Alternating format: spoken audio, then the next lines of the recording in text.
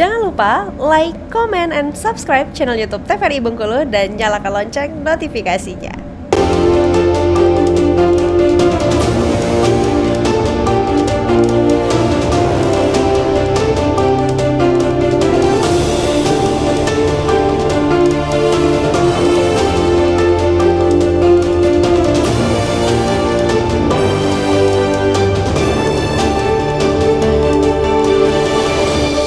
Ya pemirsa, Anda kembali menyaksikan Berendo TVRI Bengkulu edisi hari ini dengan tema Makan Bergizi Gratis untuk Generasi yang Sehat.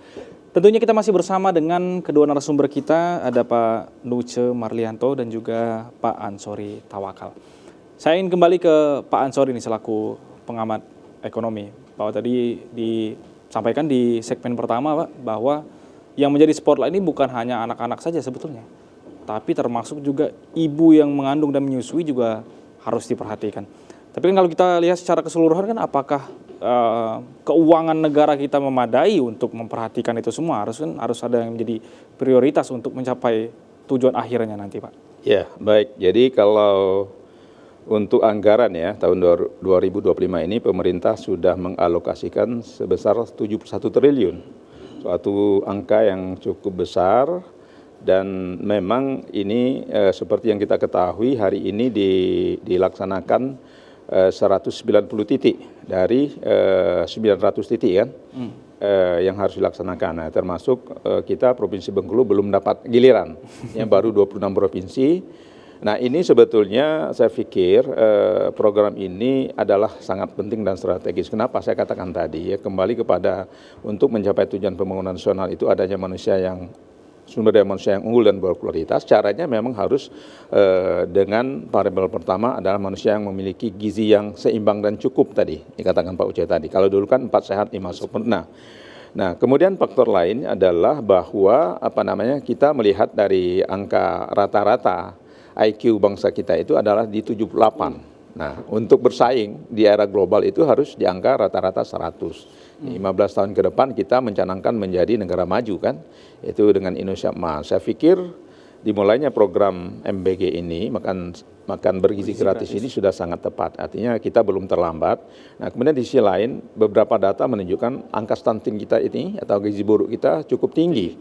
Nah, mengatasi gizi buruk ini atau stunting ini dengan ini tadi program secara menyeluruh, secara holistik, ya integral. Jadi tidak saja dari sisi anaknya, tetapi dari sisi ibu yang hamil, kemudian ibu menyusui, kemudian setelah masuk sekolah dasar, TK bahkan diberikan makan bergizi gratis. Dan ini sudah dilakukan oleh negara-negara berkembang, yaitu hampir 76 negara berkembang sudah melakukan ini di beberapa tahun terakhir, termasuk Cina, India, Brazil, dan sebagainya. Sekarang Pak Prabowo Gibran memulai ini, belum terlambat saya pikir, karena kita mencanangkan syarat modal dasar pembangunan untuk menghasilkan negara maju itu adalah sumber daya manusia, bukan sumber daya alam, Bung Boso.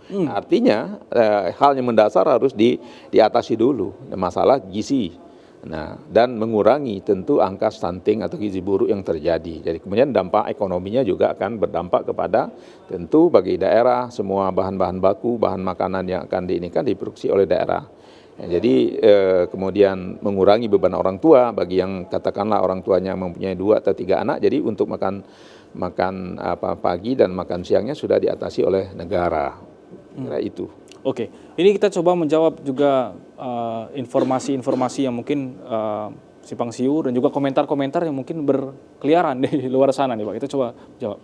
Apa cukup 10.000 sampai 15.000 rupiah untuk memberikan makanan yang bergizi bagi seorang Saya kira cukup ya, karena angka 10.000 itu memang masing-masing daerah berbeda. Karena tingkat harga bahan pokok pangan itu kan beda-beda.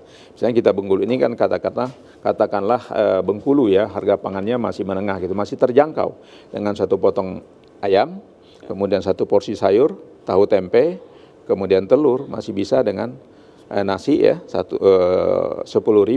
Nah, tentu dengan tadi pengawasan harga dan pengawasan nilai gizinya tadi, komponen-komponen gizi, protein, lemak dan vitaminnya harus terpenuhi.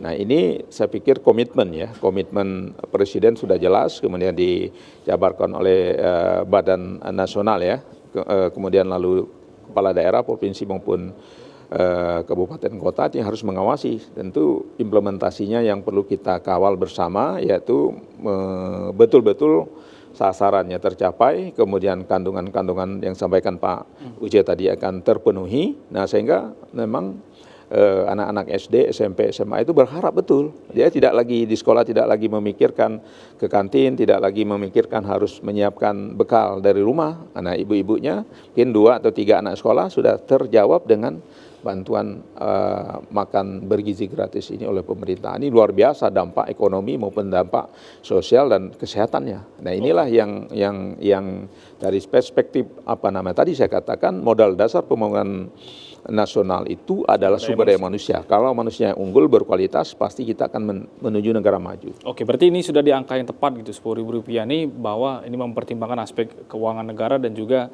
dirasa sudah mencukupi untuk memenuhi kebutuhan gizi daripada masyarakat. Atas dan batas bawahnya itu di tengah-tengah. Karena kita lihat di Jawa, 5.000 itu kan makan 5.000. Makan enak gitu ya, Pak? Makan enak di Jogja kan. Nah, tapi di Bengkulu 5.000 kita hanya dapat mungkin lontong saja kan, atau bakso 5.000.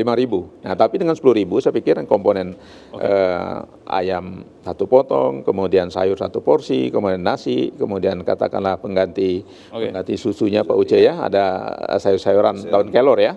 Nah, barangkali ini sangat melihat kondisi dan kemampuan daerah. Jadi di angka pertengahan. Kalau 15.000 itu ideal kan.